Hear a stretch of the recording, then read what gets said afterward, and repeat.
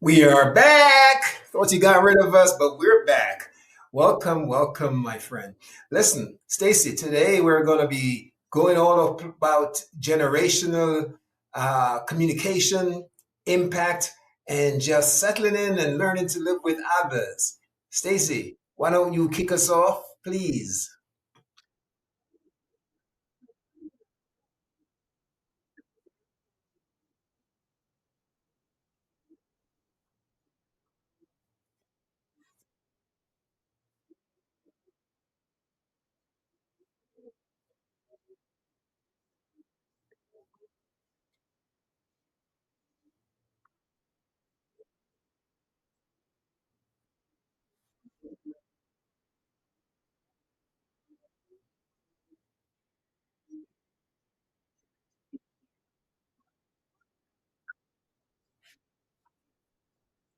That would be moi.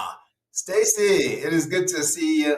And I am Coach Wayne, the VIP coach. I work with men, helping them navigate midlife and mid career so that their second half can be their best half. Stace, what we got for the folks today, we are going to be talking about something that's so real. In the workplace today, we have an unprecedented historical happening of five generations at some level that's having a sort of interaction. Some cross generational stuff is happening, and a lot of folks don't know how to deal with it.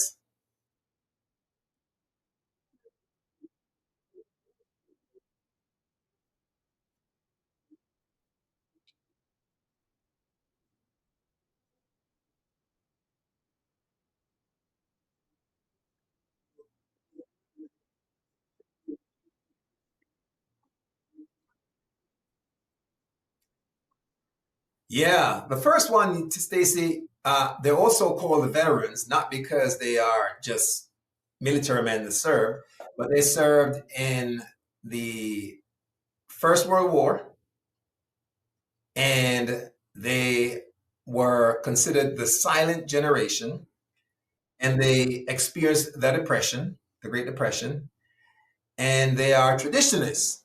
So these are folks that are, I think, around about 80 and up today. And you may not see a lot of them in the active workplace as much as you see them on boards or guiding in terms of entrepreneurs and changing hats. But they're there in the workplace.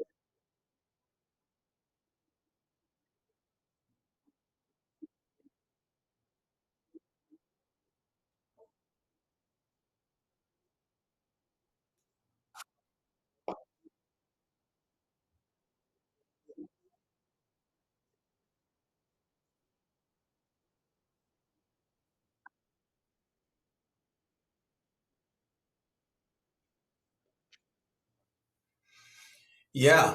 And who's the next, Stacy?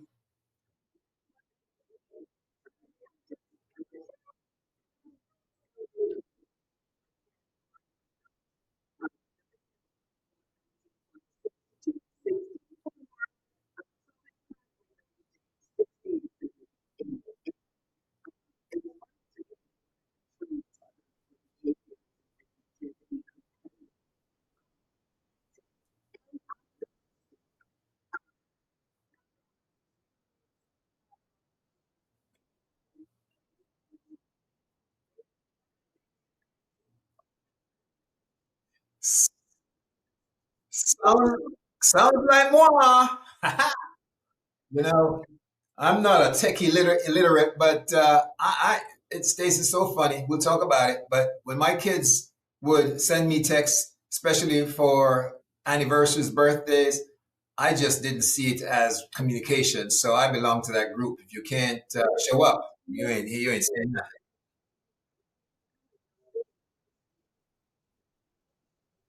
And then Stacy, there is the Gen X. Gen X, born in 65 through 80. They are ranging about 44 to 60 right now. And this is where oftentimes that whole midlife stuff hits in the face, right? For the first time. You're like, uh-oh, not as young as I used to be.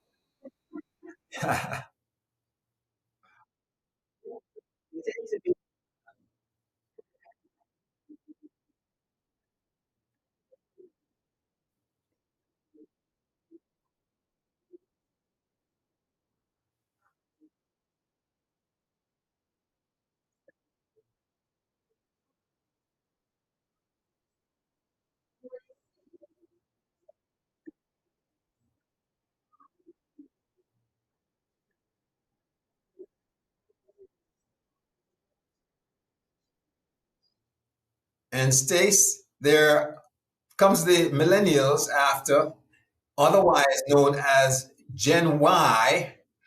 And this group is between 29 and 44 years of age. They were born in 81-ish to 96-ish.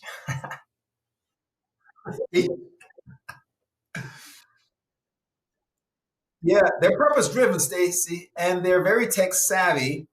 They value feedback typically, and remote work is their thing. If they could have it, they'd have it.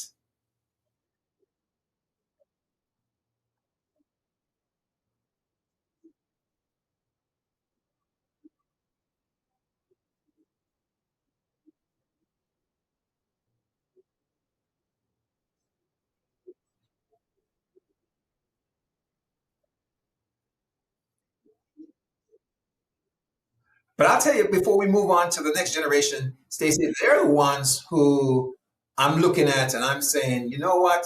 That old loyalty working 40 hours and 40 years, getting that gold watch, they have shown me that that is something that you can put out the door. You don't have to have that because these guys are about purpose.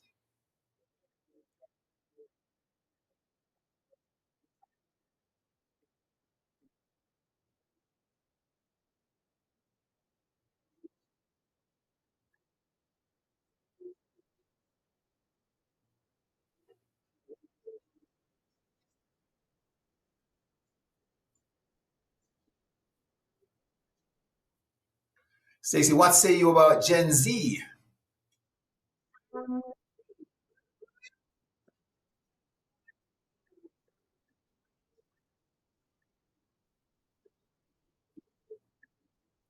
Ish. Uh-huh.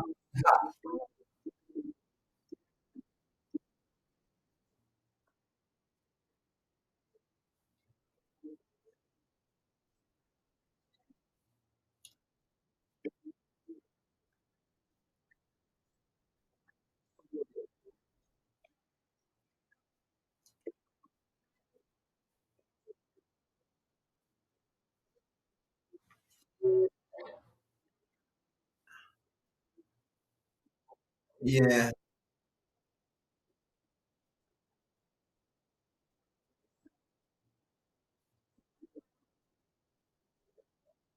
And I say this with tongue in cheek. They think the news is TikTok.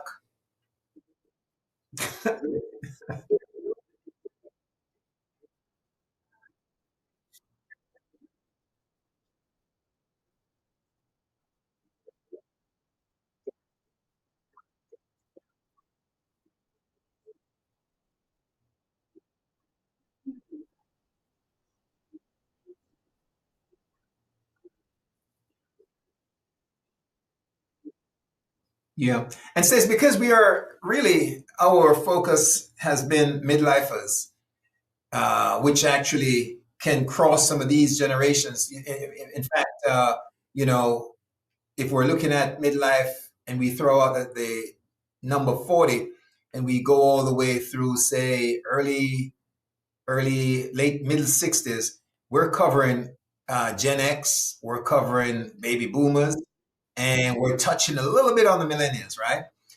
And I would say that one of the things that midlifers are in a position to do is to chalk up years of experience because you're no longer a chick, right? You're earning your stripes and have earned some stripes in terms of the decades behind you.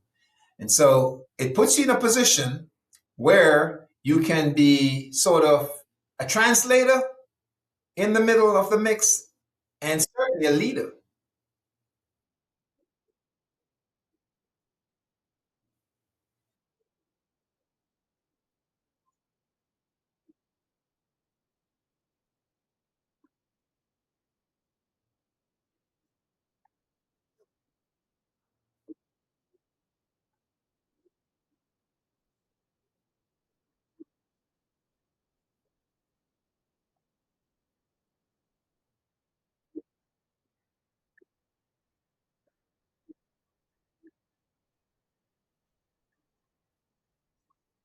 Yep. Says I discovered that there are folks who are on the download checking us out, but they don't put their information up there. I don't know if they go in incognito. But I'm hearing from folks that this weekend I spoke at an event and somebody saw me and said, I've been following you. I love your podcast. So big up to the folks who are listening and so just remember to subscribe and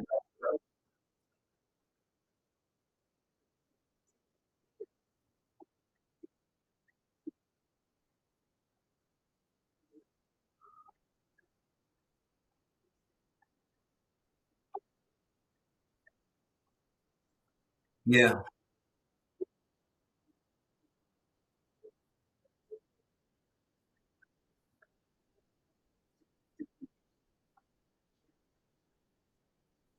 Okay.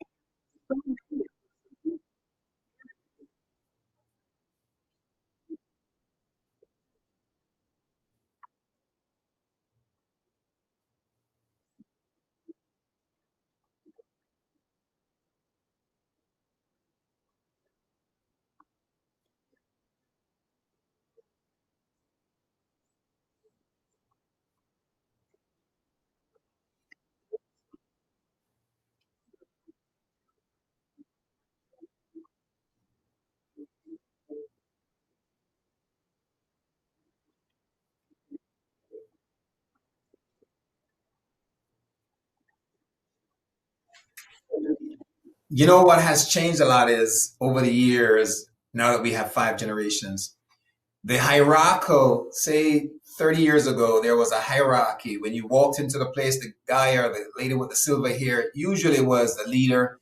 And they had a sort of coveted position where they didn't necessarily take feedback from the bottom. There used to be back in the day a top-down sort of management system, and the middle guys were your managers and supervisors, meaning the middle generation, and then the younger folks were the guys on the floor, the get it done task guys.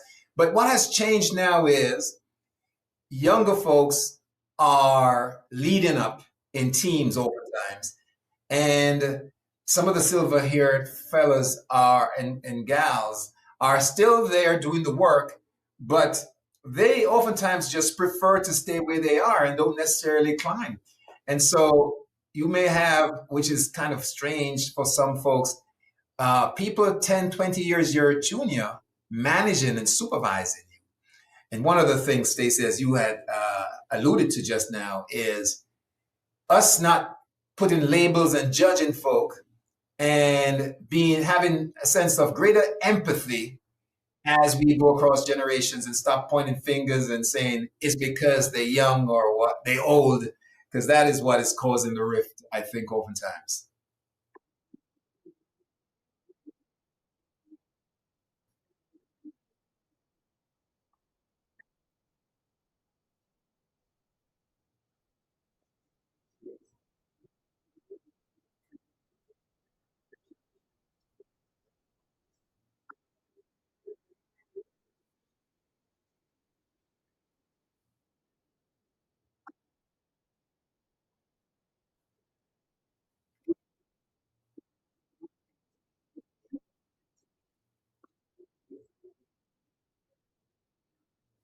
Yeah.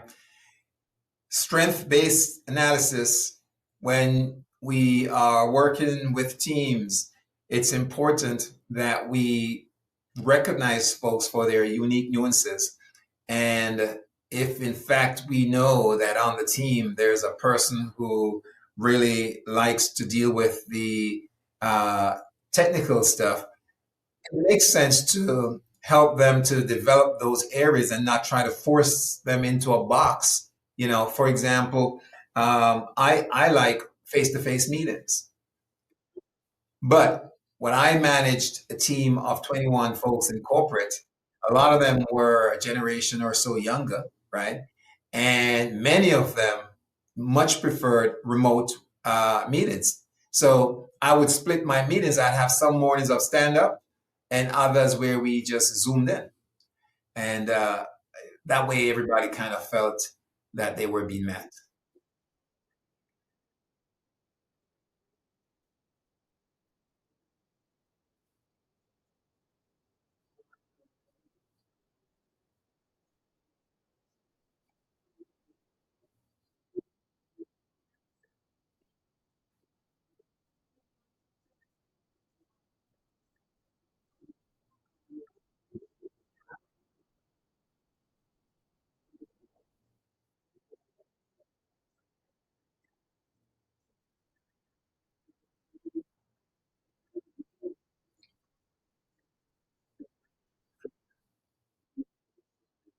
Yeah, even within my family, I have a spread of generational differences with my young adults, my children. And Dia is on the call. Hi, Dia. Um, she's early 30s, so that she lands in millennia, and well, that means they're all there. But she's at the upper end of it, relative to some of the others that are early 20s. And you can see the difference, how we gather and speak. Once upon a time, Stacy, I used to just herd all the kids together, and it was a blanket statement about how we're moving forward. And I realized that they all didn't want to be addressed as a group, right? And the same is true when we look at our own families across the board and our work families, so to speak. We can't just address everybody with one broad stroke. Stacy, your voice is gone. What's the matter with you? I think,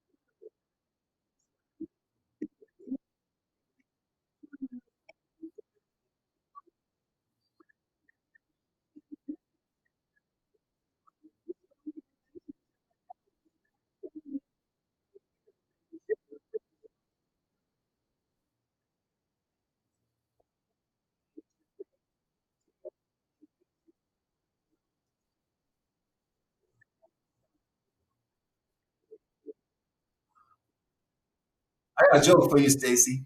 So regarding music, I had a at my 60th party, the DJ came and he was setting up and he asked about he was lining up. I guess he brought his tray of old music, right? Well, those who know me know that I just don't like old music. And I don't say that in a way to say old as in nostalgic music. I don't know what it is, but I can't do the ultra young stuff, but I like something that falls in the middle. Like, when it comes to reggae, for example, I like what they call culture reggae music. I don't like the dance hall style music, but the older music, like if you were to go back to like your Al Greens and uh, no, yeah, that stuff I can't do. It's nostalgic, but it gets me into a place where it's a little sad for me. I don't know. Yeah. So,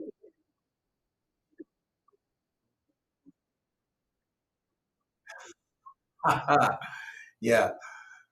But again, as we talk about that sort of adaptation in the workplace, especially, it's important that we recognize, no matter what side of the fence you are in terms of the generation, that your culture and what's happening for you is not necessarily the right way, nor is the other person's the wrong way. It's just a different way.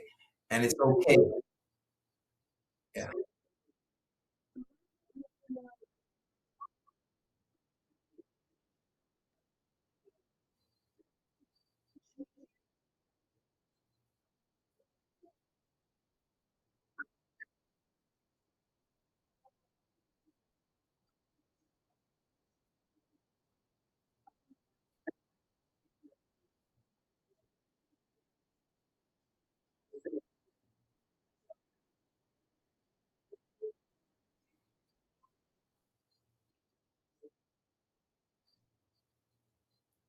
Hmm.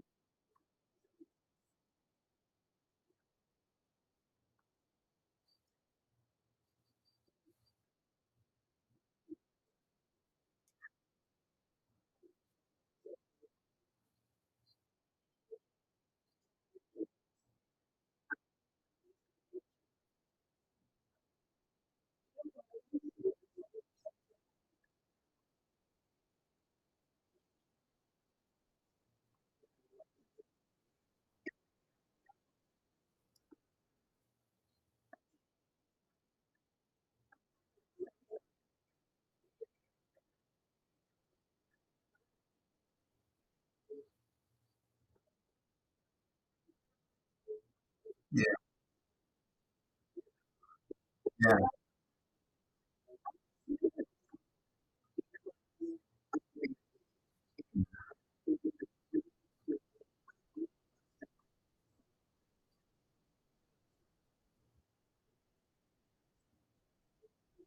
And that goes both ways, Stacey, because people tag us when we're older as if we don't know. Like, do you have email? Like, huh? Do I have an email? What do you think I am? I was born with the dinosaurs.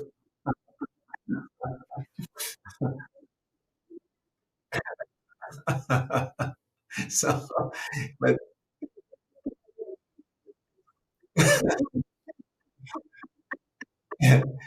and we talk about reflections. What is the narrative that we have in our heads about other generations? And is it true or is it a false narrative? And how does it serve us or serve them? Yeah.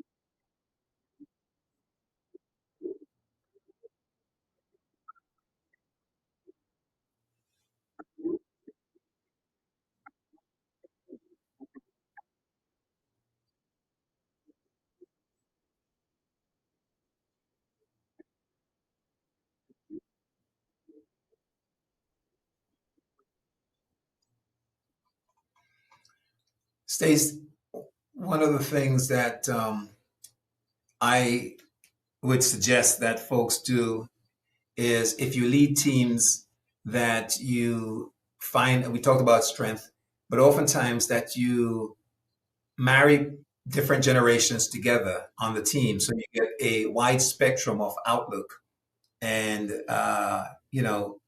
everybody grows and learns from the other person. I think that's a rewarding thing to do, and I think the whole team benefits from having those sort of mixes.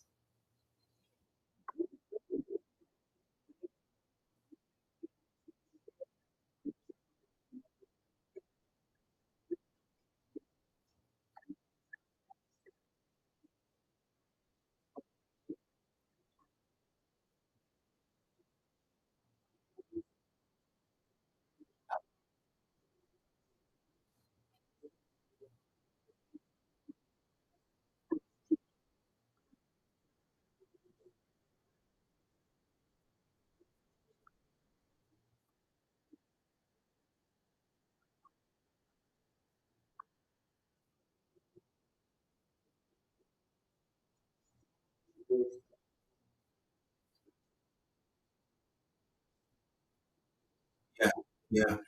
Hey, Felipe, welcome. Good to have you, my brother.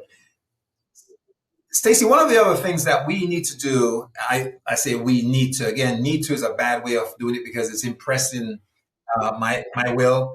But one thing that folks might want to consider is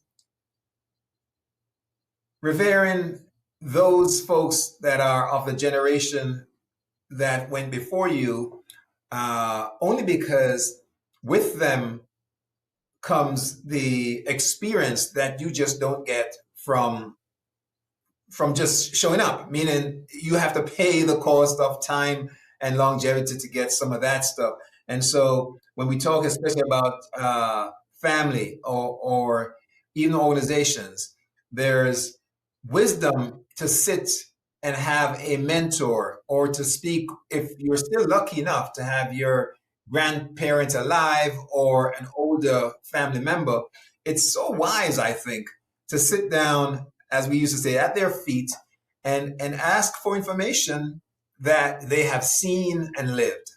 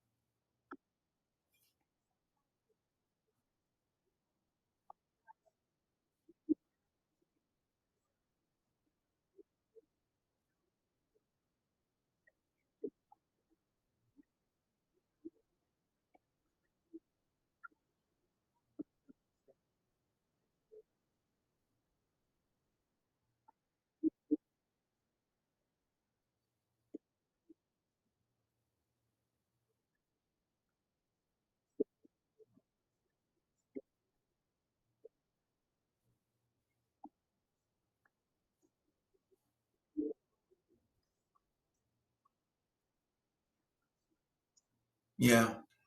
Stace, is there anything in particular that that you would like to share with your audience, our audience, about what they can implement to improve their generational IQ?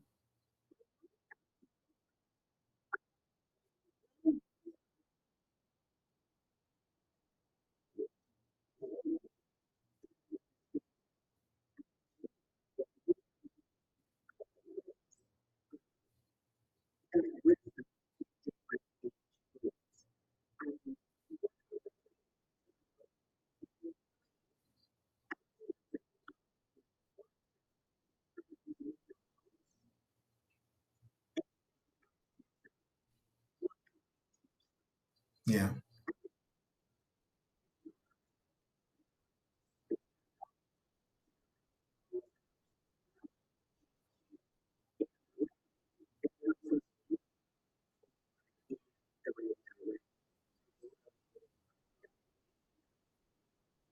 yeah,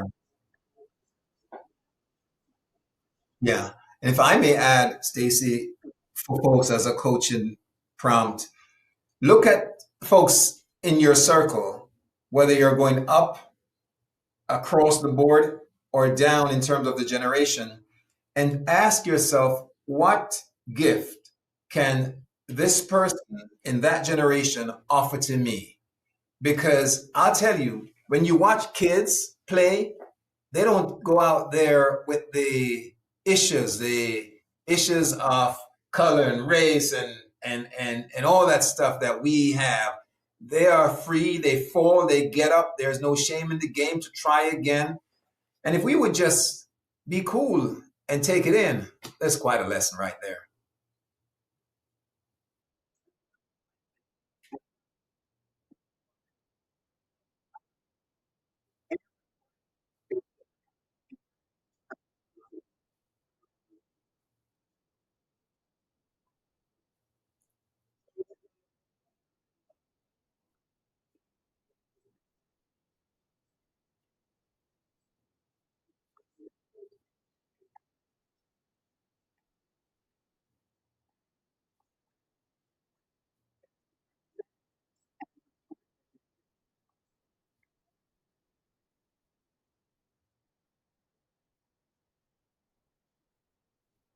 So they say, oh, one question before we go, you tell the people how to find you. Are you a Coke or a Pepsi generation? I'm joking.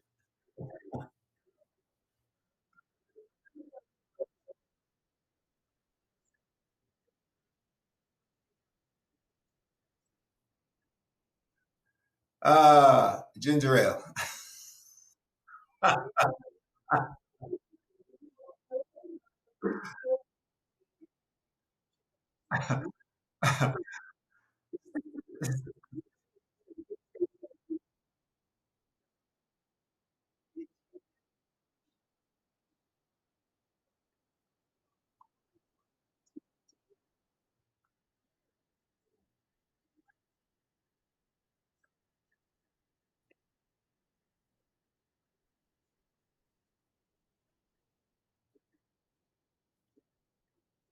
That's right. Well, just hit me up at VIPtransformativeliving.com. All my handles are there. Sometimes giveaways if you catch me on the right day. But you can certainly DM me anytime and ask for a one on one to see if we're a good fit so I can help you make sure that your second half is your best half. This is Coach Wayne. I'm going to see you at the top. Stace, is that it for us?